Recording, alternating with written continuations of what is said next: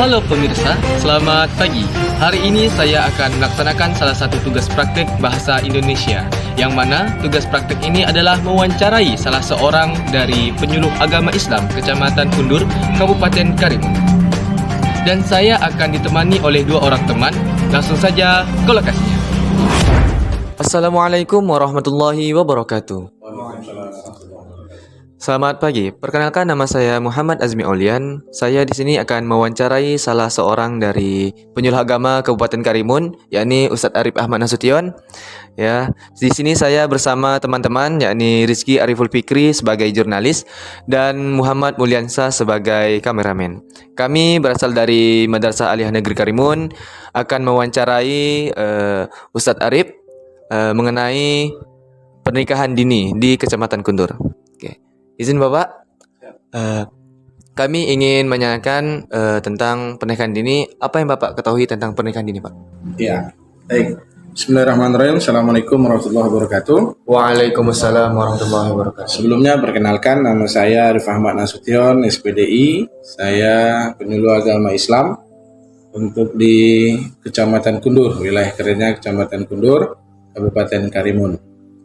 Dan pertanyaan dari Azmi tadi tentang pernikahan dini ya.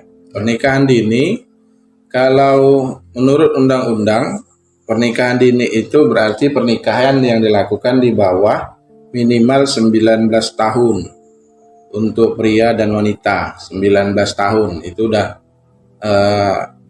dia artinya di 19 itulah ke atas. Kalau dia di bawah 19 itu berarti dia termasuk pernikahan dini. Maka dia harus melalui sidang. Dia harus melalui sidang pengadilan agama. Kalau dia udah ngebet betul nih mau nikah, ya kan? Nah, dia harus sidang karena dia usianya belum cukup. Dan untuk 21 tahun, begitu juga minimal 21 tahun itu harus ada izin dari orang tua.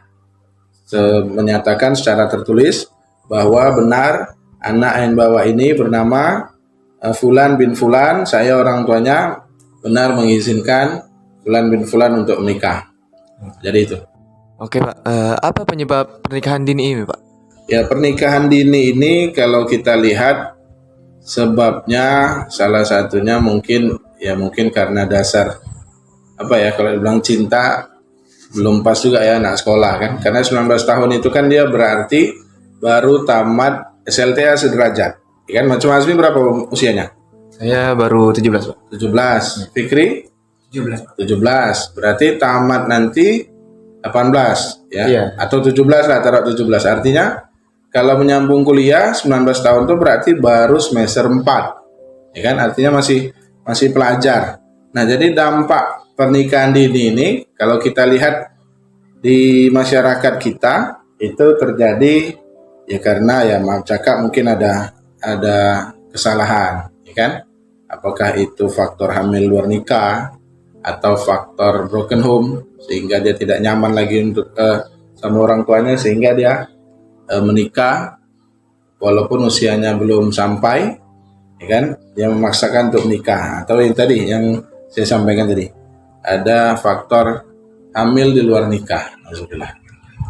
Berapa besar persentase pernikahan dini di Pulau Kundur ini Pak dari tahun 2024 sampai 2025? Ya, alhamdulillah untuk Kecamatan Kundur pernikahan dini ini tidak terlalu besar, ya kan? Karena ya mudah-mudahan Kecamatan Kundur ini untuk yang pernikahan dini, apalagi yang faktor hamil luar nikah, nauzubillah ya, mudah-mudahan kampung kita dilindungi Allah dari hal-hal yang begitu. Untuk 2024 Januari itu kosong, untuk Februari itu ada satu catatan di kantor KUA, satu pernikahan, satu laki-laki, satu perempuan, itu izin orang tua.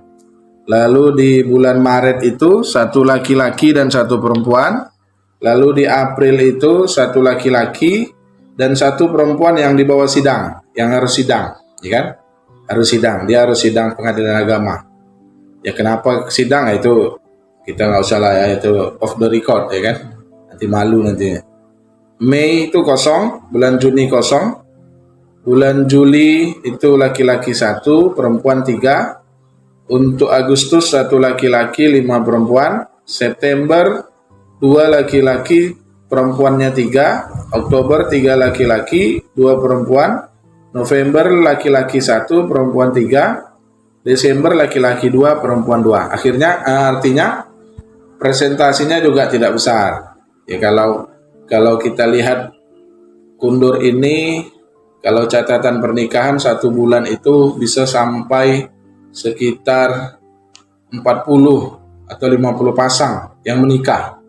Artinya kan ini nggak banyak presentasinya, paling sekitar 2%, kan 2 atau 3%. Artinya tidak banyak, alhamdulillah. Gini tuh. Untuk dampak pernikahan dini ini terhadap kesehatan mental dan fisik itu apa, Pak? Ya, yang pertama kesehatan mental ya, kesehatan mental. Karena memang menikah itu perlu banyak bekal, terutama bekal ilmu.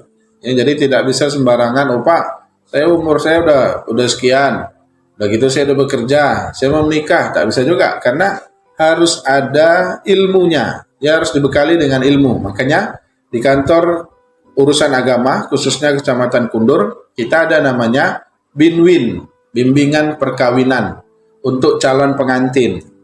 Jadi misalnya si A, si B mendaftar mau menikah, ini bulan Februari mereka menikah misalnya taruhlah bulan April, dari Februari ke April ini mereka harus mengikuti bimbingan perkawinan dulu, ya kan? Disitulah tugas kami penyuluh agama, salah satunya itu memberikan pelayanan dan bimbingan kepada calon-calon pengantin tadi. Jadi sehingga tidak terjadilah nanti istilahnya baby blues, kan? Baby blues, kalau kalian pernah baca istilah baby blues tuh, orang tua yang stres gara-gara anaknya masih kecil, sementara dia masih muda kan? Dia masih umur 18 tahun, 19 tahun, dia masih mau happy-happy, nongkrong di kopi, main sama kawan-kawannya, sementara dia lupa dia sudah punya anak. Sehingga dia stres. Nah, itu namanya baby blues, dan itu biasanya terjadi pada ibunya. Kalau laki-laki jarang. Ya kan? Nah, ini faktornya yang pertama jiwanya, nah itu penyebab itu tadi. Yang kedua kesehatan, ya dia berkaitan juga dengan kesehatannya karena usia segitu kan masih terlalu muda, ya kan? Takut kita nanti berdampak dengan kesehatannya. Tapi kalau secara medis, kalau si perempuannya sehat, ya kan itu ada masalah, ya kan? Yang penting jiwa tadi, jiwa mental tadi. Udah siapkah dia sebagai seorang ayah atau udah siapkah dia sebagai seorang ibu sehingga dia harus bertanggung jawab terhadap anak-anaknya nanti. Nah, mungkin itu. Lalu bagaimana pandangan agama dan negara terhadap pernikahan dini ini, Pak?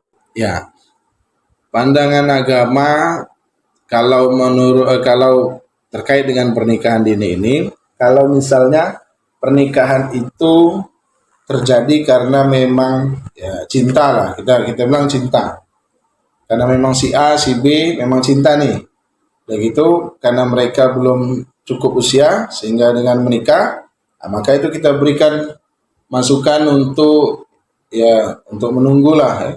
Tapi kalau mereka ingin menikah, ya kita juga tidak bisa paksakan, tapi tidak dianjurkan, ya kan? Tidak bisa dipaksakan, tapi tidak dianjurkan. Kalau mungkin misalnya jadi datang jodohnya kan, kita mau bilang apa? Yang jelas, kalau dia 19 tahun, sebagaimana Bapak sampaikan tadi, kalau dia 19 tahun maka dia harus sidang dulu.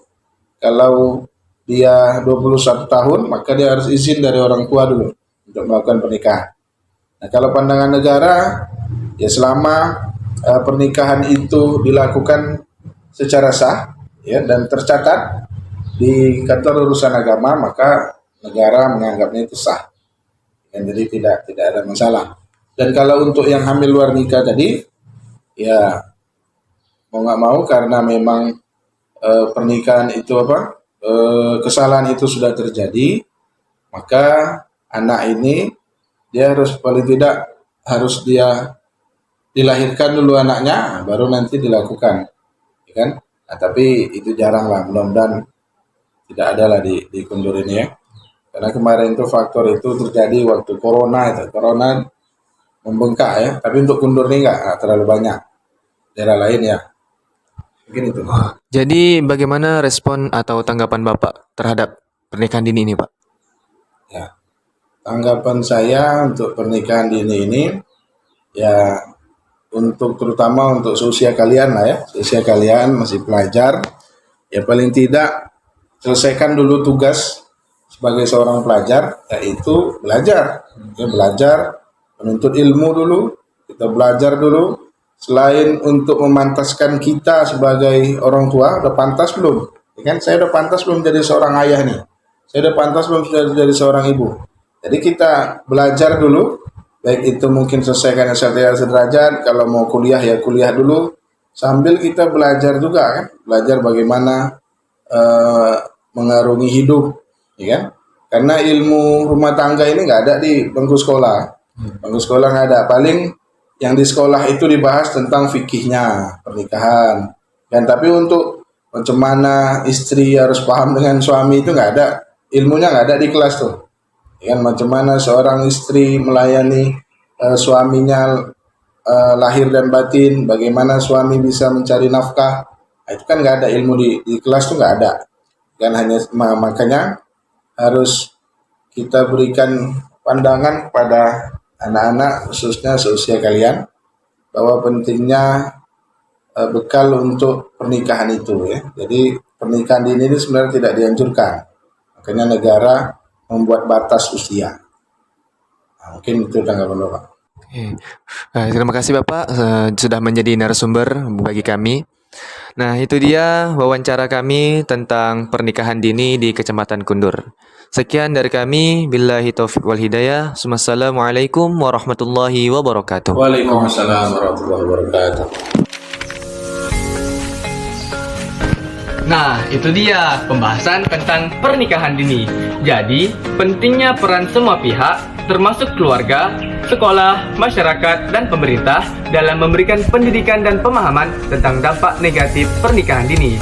Mencegah pernikahan dini dapat dilakukan melalui peningkatan akses pendidikan, sosialisasi reproduksi, pemberdayaan ekonomi anak dan remaja, serta penegakan hukum terkait batas usia pernikahan. Dengan begitu, anak-anak dapat bertumbuh berkembang dengan secara optimal, meraih cita-cita, serta mencapai masa depan yang lebih baik. Sekian dari saya, salam Madrasah Mendunia.